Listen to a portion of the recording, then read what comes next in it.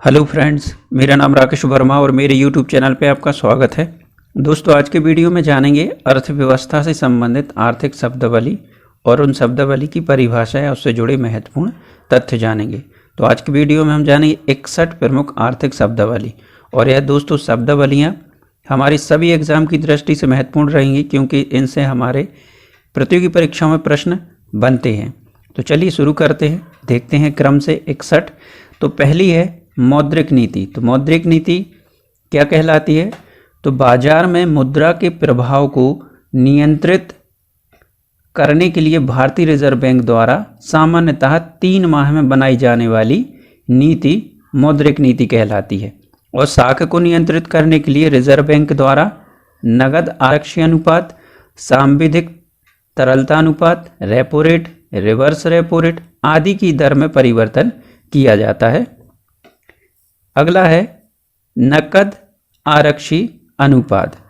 तो भारतीय reserve bank द्वारा निर्मित मौद्रिक नीति का एक उपकरण है। जब कोई वाणिज्यिक बैंक अपनी कुल जमा पूंजी का आरबीआई द्वारा निश्चित भाग रिजर्व बैंक के पास रखता है, तो वह नकद आरक्षी अनुपात या कैश रिजर्व रेशियो कहलाता है। तो इसको सीआरआर भी बोलते हैं। तो सीआरआर सामान्यतः 4 से 6% के बीच रहता है और वर्तमान में सीआरआर कितना है? 3%। Repo rate. तो वाणिज्यिक बैंक द्वारा केंद्रीय बैंक से जिस दर पर ऋण लिया जाता है वह दर रेपो रेट कहलाती है। रेपो रेट में कमी बाजार में नकदी प्रवाह में वृद्धि करती है तथा रेपो रेट में वृद्धि नकदी प्रवाह में कमी करती है। वर्तमान में रेपो रेट 4% है।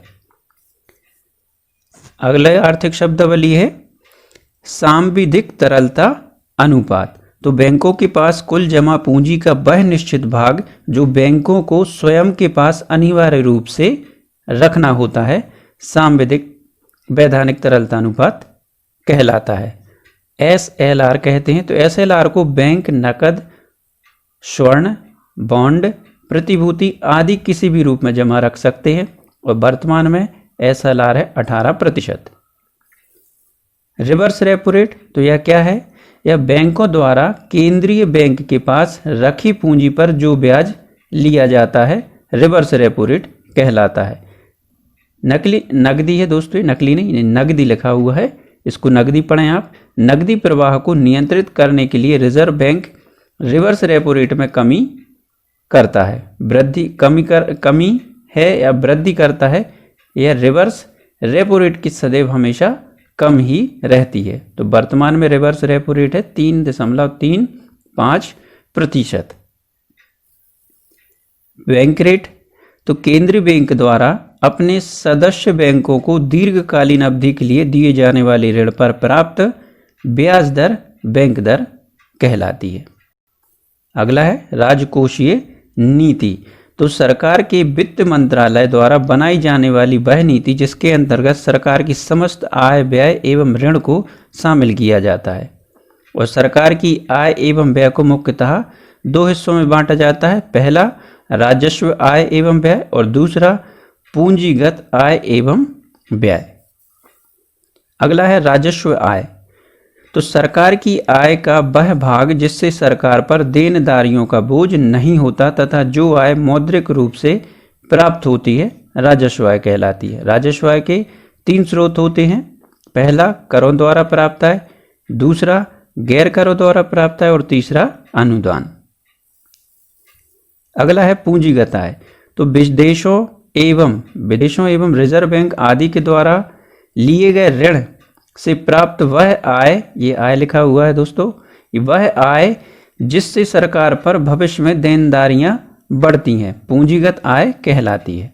पूंजीगत आय दीर्घकालीन अवधि में प्राप्त आय है और इसके अंतर्गत सरकार द्वारा उपक्रमों के लिए किए गए निवेश से प्राप्त आय को भी शामिल किया जाता है।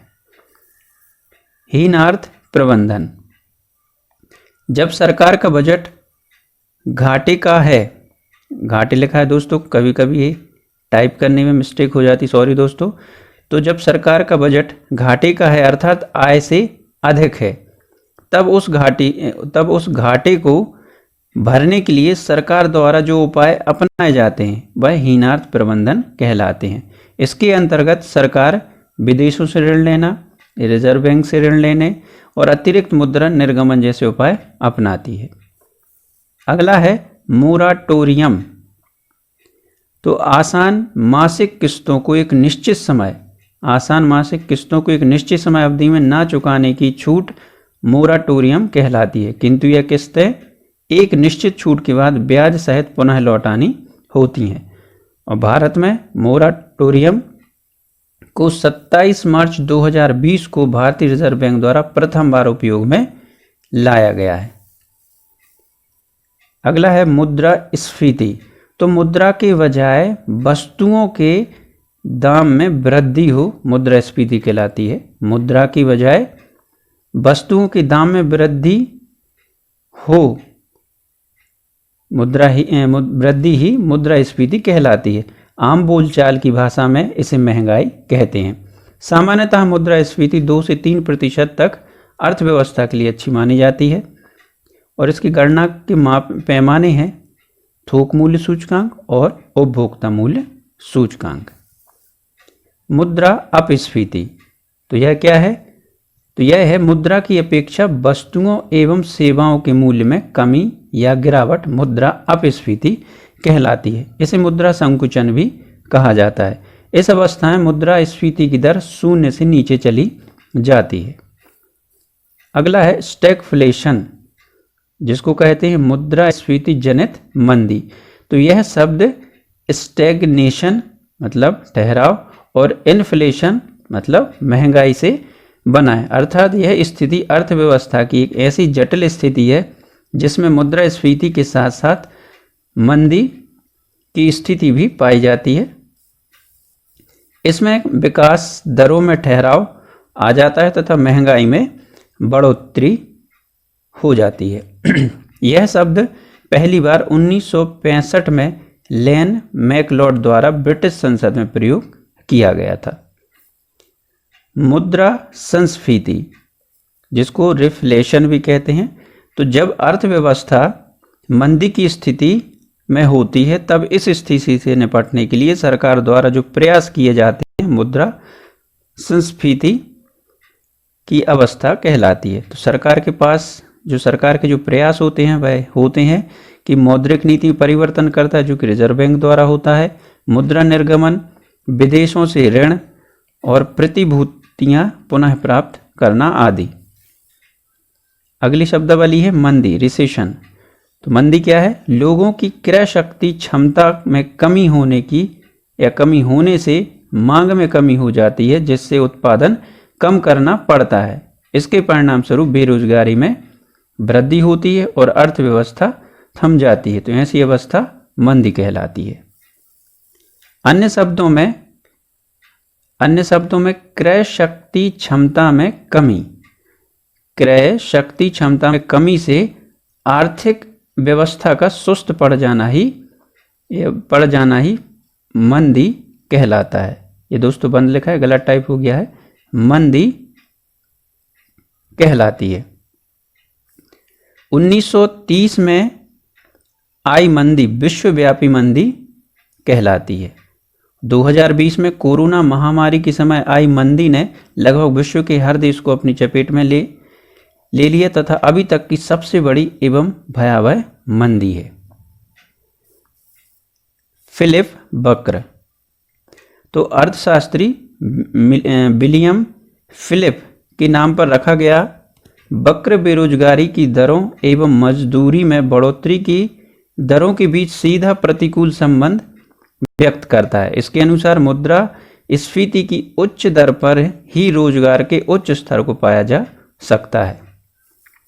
सकल घरेलू उत्पाद, किसी देश की भौगोलिक स्थिति में निश्चित समय अवधि सामान्यतः 1 वर्ष में उत्पादित समस्त वस्तुओं एवं सेवाओं के योग को सकल घरेलू उत्पाद कहते हैं। इसके अंतर्गत भौगोलिक सीमा की बाहर की वस्तु एवं सेवा को नहीं जोड़ा जाता है। तो सकल घरेलू उत्पाद बराबर क्या हुआ? उपभोग प्लस सकल निवेश प्लस सरकारी खर्च प्लस निर्यात आयात। सकल घरेलू उत्पाद बाजार मूल्य पर निकाला जाता है। अगला है सकल राष्ट्रीय उत्पाद।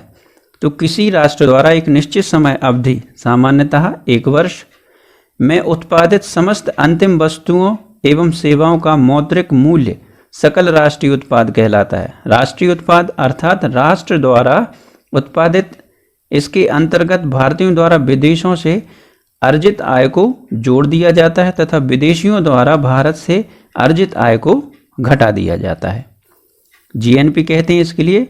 तो जीएनपी बराबर क्या हुआ, जीडीपी प्लस विदेश में देश के नागरिकों द्वारा अर्जित आय माइनस विदेशियों द्वारा देश में अर्जित अंतिम वस्तुओं एवं सेवाओं का मौद्रिक मूल्य। अगली शब्दावली है शुद्ध घरेलू उत्पाद। तो सकल घरेलू उत्पाद में से मूल्य ह्रास को हटा दिया जाने पर शुद्ध घरेलू उत्पाद प्राप्त होता है।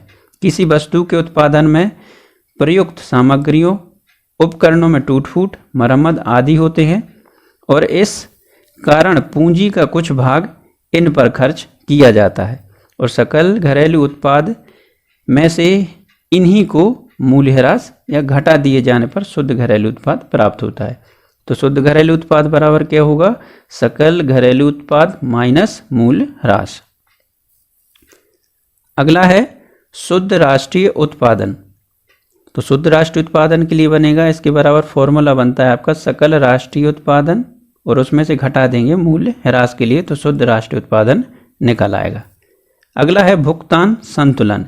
तो किसी देश के निवासियों द्वारा विशिष्ट समय अवधि में अन्य राष्ट्रों के साथ किए गए लेन देन का लेखा जोखा भुगतान संतुलन कहलाता है। इसे बैलेंस ऑफ पेमेंट या BOP भी कहते हैं। इन लेन देन के अंतर्गत व्यक्तियों, फर्मों, सरकारों द्वारा भुगतान एवं प्राप्तियों को शामिल किया जाता है। इसके अंतर्गत 2 खाते होते हैं, एक तो चालू खाता और दूसरा पूंजी खाता। अगला है चालू खाता। तो चालू खाता क्या है, चालू खाता शब्द से ही स्पष्ट हो जाता है कि खाता जिसका भुगतान वर्तमान समय में किया जाता है और इसके अंतर्गत वस्तु, सेवा, निवेश आदि से संबंधित भुगतानों का रिकॉर्ड रखा जाता है। चालू खाता धन के अंतर्वाह और बाह्यवाह को रिकॉर्ड और मॉनिटर करता है। इस तरह के खातों में पर्यटन, स्टॉक, रॉयल्टी के या इससे उत्पन्न राजस्व और कॉपीराइट भी शामिल किए जाते हैं। अगला है पूंजी खाता। तो चालू खाते में अधिशेष या घाटे का वित्त पोषण करने के लिए पूंजी खाते का प्रयोग किया जाता है और यह वे लेन देन होते हैं जो गैर वित्तीय और गैर उत्पादित परिसंपत्तियों की खरीद या निपटान के माध्यम से होते हैं। उपहार एवं ऋणों को भी इसमें शामिल किया जाता है। तो पूंजी खाते के 3 प्रमुख घटक होते हैं। पहला विदेश से ऋण, दूसरा विदेश से या के लिए निवेश और तीसरा विदेशी मुद्रा भंडार में परिवर्तन। अगली शब्दावली है अवमूल्यन।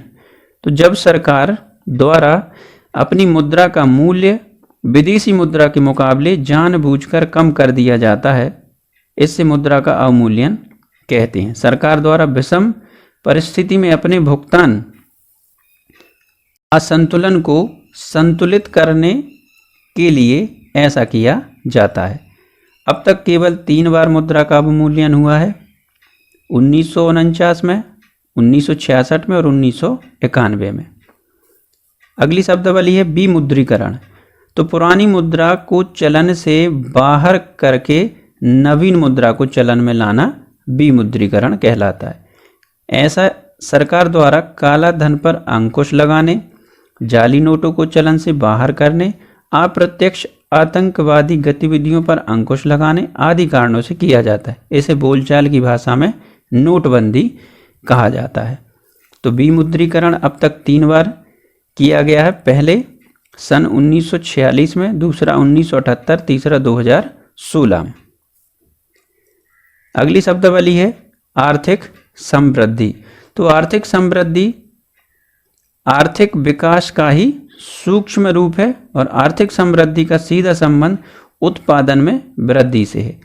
जब किसी देश की प्रति व्यक्ति आय एवं सकल घरेलू उत्पादन में वृद्धि होती है तो इसे आर्थिक समृद्धि कहा जाता है। अन्य शब्दों में आर्थिक समृद्धि निश्चित समय अवधि में किसी अर्थव्यवस्था में होने वाली वास्तविक आय में वृद्धि से है। अगली शब्दावली है आर्थिक विकास। तो आर्थिक विकास एक व्यापक संकल्पना है जिसके अंतर्गत गुणात्मक वृद्धि देखी जाती है। जब किसी देश की अर्थव्यवस्था में न केवल सकल घरेलू उत्पाद, सकल राष्ट्रीय उत्पाद, प्रति व्यक्ति आय में वृद्धि हो बल्कि मानव विकास तथा शिक्षा, स्वास्थ्य आदि में वृद्धि हो, तब उसे आर्थिक विकास कहा जाता है।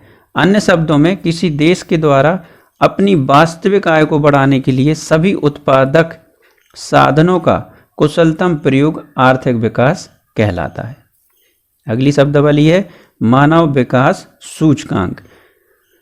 तो पाकिस्तानी अर्थशास्त्री महबूब उल हक द्वारा निर्मित यह सूचकांक मानव विकास को निर्धारित करने वाला आधार है। मानव विकास सूचकांक 3 आधार हैं। पहला जीवन प्रत्याशा, लंबा एवं स्वस्थ जीवन, दूसरा शिक्षा, शिक्षा का स्तर और तीसरा आय, जीवन स्तर। अगली शब्दावली है जीएसटी। जीएसटी का पूरा नाम है गुड्स एंड सर्विस टैक्स, जिसको वस्तु एवं सेवा कर कहते हैं, और यह लागू हुआ 1 जुलाई 2017। प्रकृति है यह अप्रत्यक्ष कर है और इसके 4 स्तर हैं, 5%, 12%, 18% और 28%। और जीएसटी के प्रकार में है सीजीएसटी, एसजीएसटी, आईजीएसटी।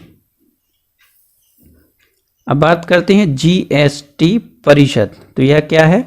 वस्तु एवं सेवा कर के तहत करों के स्तर का निर्धारण करने के लिए संविधान के अनुच्छेद 279A के तहत जीएसटी परिषद का गठन किया गया है। और जो इसका परिषद का जो सचिवालय है वह दिल्ली में है। इसके सदस्य हैं केंद्रीय वित्त मंत्री जो अध्यक्ष होते हैं, केंद्रीय राज्य मंत्री राजस्व या वित्त के प्रभारी, वित्त या कराधान या किसी अन्य मंत्री के प्रभारी मंत्री, यह होते हैं सदस्य। अगली शब्दावली है कराघात। तो कराघात को प्रत्यक्ष कर भी कहते हैं। प्रत्यक्ष कर भी कहते हैं। सरकार द्वारा किसी व्यक्ति पर लगाए गए कर का मौद्रिक मूल्य कराघात कहलाता है। अन्य शब्दों में सरकार द्वारा लगाए कर का मौद्रिक मूल्य जिस व्यक्ति पर सबसे पहले पड़ता है कराघात कहलाता है और इस कर को अन्य व्यक्ति पर टाला नहीं जा सकता। उदाहरण के लिए आयकर, संपत्ति कर आदि। करापात। तो करापात क्या है? सरकार द्वारा लगाए गए कर का वह मौद्रिक मूल्य जो किसी अन्य पर टाला जाए तो करापात कहलाता है। जिस पर यह कर लगाया जाता है उस पर कराघात होता है और जिस पर डाला जाता है उस पर करापात कहलाता है। इसको प्रत्यक्ष कर भी कहते हैं। इसको प्रत्यक्ष कर भी कहते हैं। उदाहरण के लिए है जीएसटी। आयकर।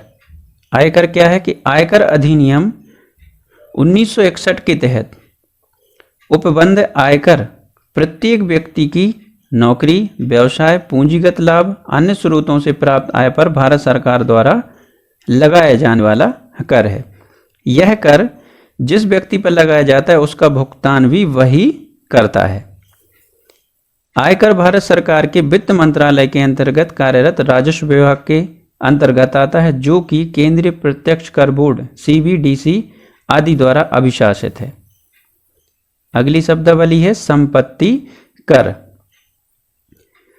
तो संपत्ति कर किसी व्यक्ति की संपत्ति के बदले दिया जाने वाला कर संपत्ति कर कहलाता है। संपत्ति कर संपत्ति अधिनियम 1957 के तहत लगाया जाता है। संपत्ति के अंतर्गत व्यक्ति द्वारा अर्जित प्राप्त संपत्ति आती है तथा वास्तविक रियल एस्टेट की वस्तुएं जैसे घर, कार्यालय की इमारत आदि संपत्ति कर में शामिल होते हैं। यह कर साल दर साल बाजार मूल्य के अनुसार संपत्ति पर लगाया जाता है। संपत्ति कर स्थानीय सरकार जैसे नगर निगम, नगरपालिका आदि के द्वारा लगाया जाता है। संपत्ति कर प्रत्यक्ष कर है, अर्थात जिस व्यक्ति पर लगाया जाता है उसका भार भी वही वहन करता है।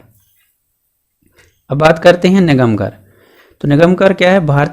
भारतीय कंपनी अधिनियम 1956, भारतीय अधिनियम है, भारतीय कंपनी लिखा गया दोस्तों, भारतीय अधिनियम 1956, ये इसको काट देते हैं दोस्तों। भारतीय अधिनियम 1956 के तहत पंजीकृत सभी निजी एवं सार्वजनिक कंपनियां, यहाँ कंपनी ही रहेगा दोस्तों, एक मिस्टेक हो गया यहाँ पर, तो ध्यान से एक बार जान लें। भारतीय कंपनी अधिनियम 1956, भारतीय कंपनी अधिनियम 1956 के तहत पंजीकृत सभी निजी एवं सार्वजनिक कंपनियों की शुद्ध आय पर लगाया जाने वाला कर निगम कर कहलाता है। निगम कर घरेलू कंपनियों के साथ साथ विदेशी कंपनियों पर भी लगाया जाता है। निगम कर आयकर अधिनियम 1961 के तहत लगाया जाता है। घरेलू कंपनियों के लिए 30% तथा विदेशी कंपनियों के लिए 40% की दर से कर लगाया जाता है। केंद्र सरकार को सर्वाधिक आय निगम कर से होती है, और निगम कर क्या है? यह एक प्रत्यक्ष कर है।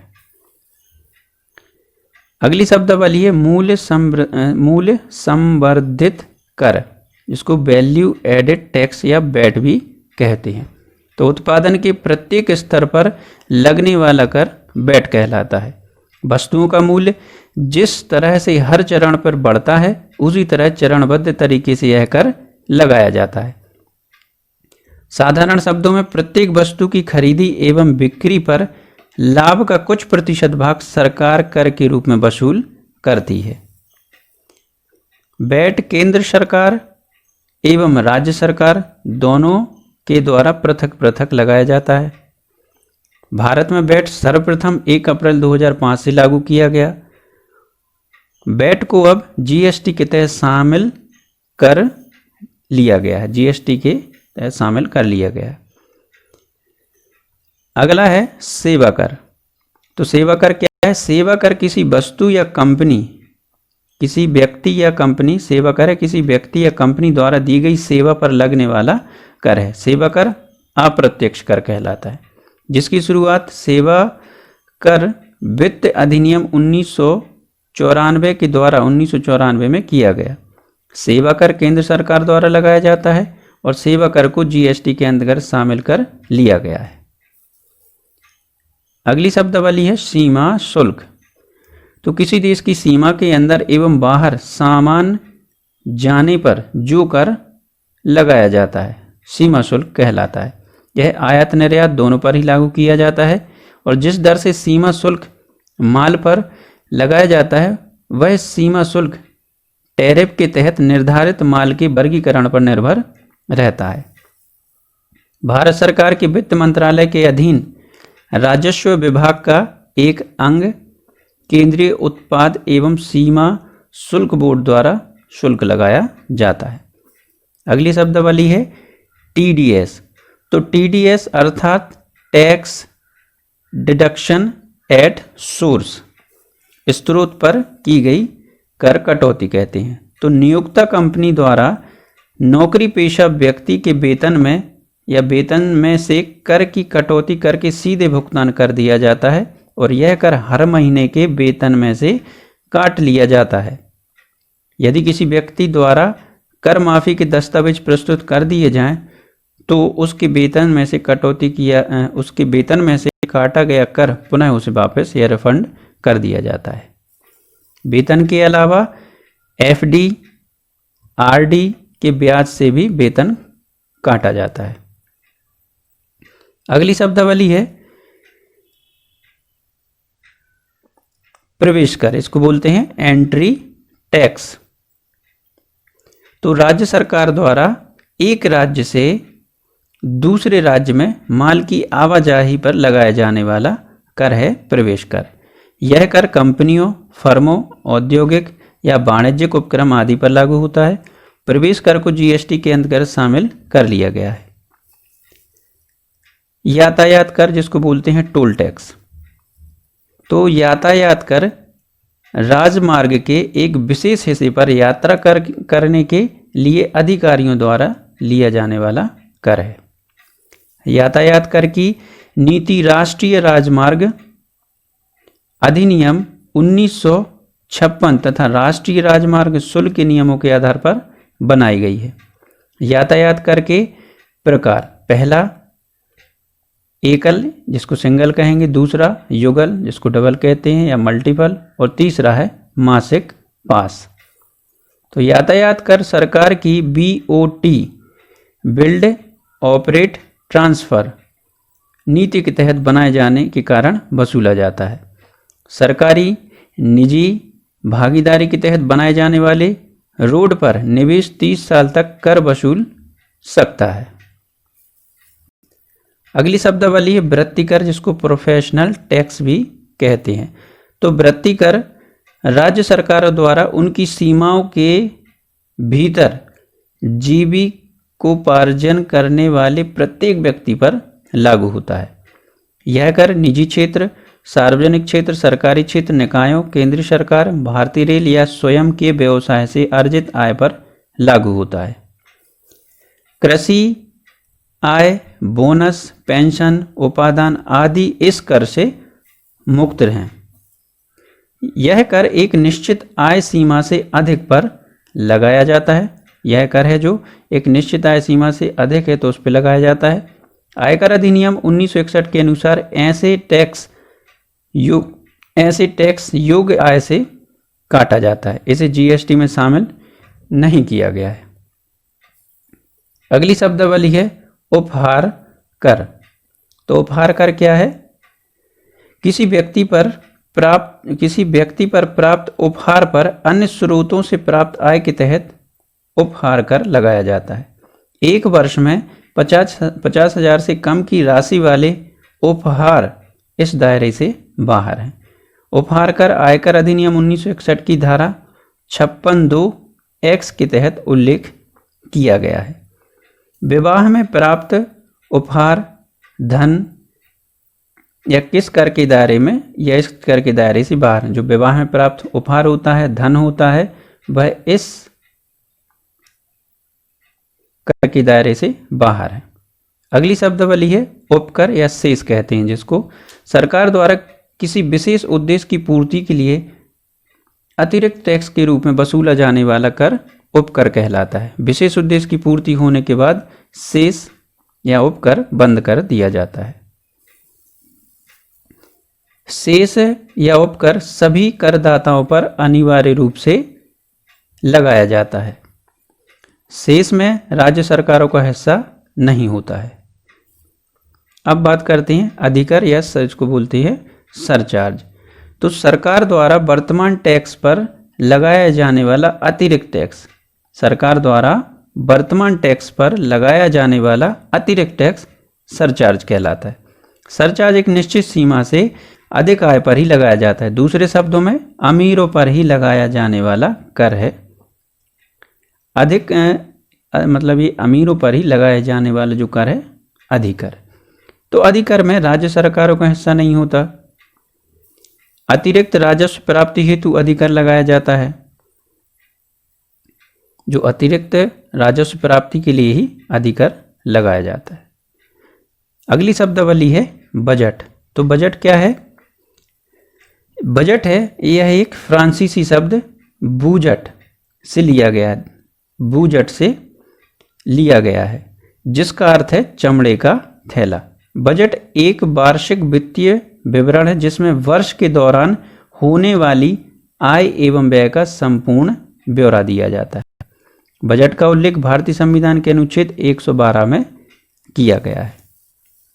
अब बात करते हैं संचित निधि। तो भारतीय संविधान के अनुच्छेद 266 में संचित निधि का उल्लेख किया गया है। सरकार को प्राप्त राजस्व, ऋण, ब्याज आदि संचित निधि में जमा होते हैं। संचित निधि से पैसा निकालने के लिए विनियोग विधेयक पास करवाना होता है। संचित निधि से ही वेतन व्यय के लिए राशि आदि निकाली जाती है।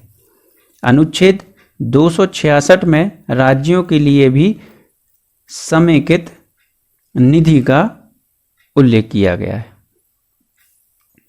अगली शब्दावली है आकस्मिक निधि। तो भारतीय संविधान के अनुच्छेद 267 में इसका उल्लेख किया गया है। इस निधि में जमा राशि केवल आकस्मिक परिस्थितियों में ही निकाली जाती है। इस निधि से जितना फंड निकाला जाता है, परिस्थिति अनुकूल होने पर उतनी ही राशि पुनः जमा करना होती है। यह निधि राष्ट्रपति के अधिकार में रहती है। इससे राशि निकालने के लिए संसद की अनुमति अनिवार्य नहीं रहती। इस निधि में जमा राशि का निर्धारण विधानमंडल द्वारा किया जाता है। अगली शब्दावली है विनियोग विधेयक। तो भारत की संचित निधि में जमा राशि को निकालने के लिए संसद के समक्ष यह विधेयक प्रस्तुत किया जाता है। इस विधेयक के पास होने के बाद ही संचित निधि से राशि निकाली जा सकती है। इस विधेयक का उल्लेख भारतीय संविधान के अनुच्छेद 114 में है। यह एक प्रकार का धन विधेयक है जिसे राज्यसभा केवल 14 दिनों तक ही रोक सकती है। अब बात करते हैं अगली शब्दावली बजटीय घाटा। यदि सरकार की कुल आय कुल व्यय से कम हो तो यह बजटीय घाटा कहलाता है। इसकी विपरीत स्थिति में बजटीय अधिक्य कहलाता है। तो बजटीय घाटा बराबर कुल आय, उसमें से घटाना है कुल व्यय। तो कुल राजस्व प्राप्ति, उसमें से घटाएंगे कुल पूंजीगत प्राप्ति, और उसमें से घटाएंगे कुल राजस्व व्यय प्लस कुल पूंजीगत व्यय। अगली शब्दावली है राजकोषीय घाटा। तो राजकोषीय घाटा बराबर होता है सरकार की संपूर्ण देयताएं प्लस संपूर्ण व्यय माइनस संपूर्ण प्राप्तियां। तो बजटीय घाटे में सरकार की समस्त ऋण दायित्व में स्पष्ट नहीं होती थी। इसी कारण से पूर्व मंत्री मनमोहन सिंह द्वारा राजकोषीय घाटे की अवधारणा का प्रयोग किया गया। ये इंपॉर्टेंट है दोस्तों, यहाँ पर पूर्व प्रधानमंत्री मनमोहन सिंह द्वारा राजकोषीय घाटे की अवधारणा रखी गई, प्रयोग किया गया। तो राजकोषीय घाटा वह घाटा है जो कि सरकार की समस्त बजटरी आय तथा समग्र बजटरी व्यवहार से उत्पन्न कुल देयता दर्शाता है। अगली शब्दावली है राजस्व घाटा। तो सरकार की समस्त राजस्व आय एवं राजस्व व्यय के बीच का अंतर है राजस्व घाटा। तो राजस्व घाटा बराबर कुल राजस्व आय, इसमें से घटाना है कुल राजस्व व्यय। अगली शब्दावली है प्राथमिक घाटा। तो प्राथमिक घाटा बराबर सकल राजकोषीय घाटा और उसमें से घटाएंगे ब्याज दायित्व। तो जब चालू वित्त वर्ष के राजकोषीय घाटे से पिछले ऋण के ब्याज को घटा दिया जाता है तो प्राथमिक घाटा प्राप्त होता है। सरकार को ब्याज के भुगतान के बाद अन्य खर्चों के लिए कितने उधार की आवश्यकता है, यह जानने के लिए प्राथमिक घाटा निकाला जाता है। अब बात करते हैं कटौती प्रस्ताव। अगली शब्दावली है कटौती प्रस्ताव। तो सरकार के द्वारा पेश किए गए बजट में विपक्ष द्वारा कटौती करने के लिए कटौती प्रस्ताव लाया जाता है। इंपॉर्टेंट है, ध्यान रखें दोस्तों, सरकार द्वारा पेश किए गए बजट में विपक्ष के द्वारा कटौती करने के लिए कटौती प्रस्ताव लाया जाता है। कटौती प्रस्ताव 3 प्रकार का होता है। पहला नीतिगत कटौती, दूसरा मितव्ययिता कटौती और तीसरा है सांकेतिक कटौती। तो नीतिगत कटौती क्या है? तो विपक्ष द्वारा सरकार की ढांचागत नीतियों में से नाखुश होने या अनुदान से असंतुष्ट होने पर यह प्रस्ताव प्रस्तुत किया जाता है। इसके अंतर्गत मांगी की राशि में कटौती करके राशि 1 रुपये कर दी जाती है। अगली शब्दावली है मितव्ययिता कटौती। तो इसके अंतर्गत मांग की राशि में उल्लेखित राशि कम कर दी जाती है, जिसका उद्देश्य मितव्ययिता लाना है। यह प्रस्ताव सदन का कोई भी सदस्य पेश कर सकता है। इस प्रस्ताव से सरकार की लोकप्रियता कम नहीं होती है।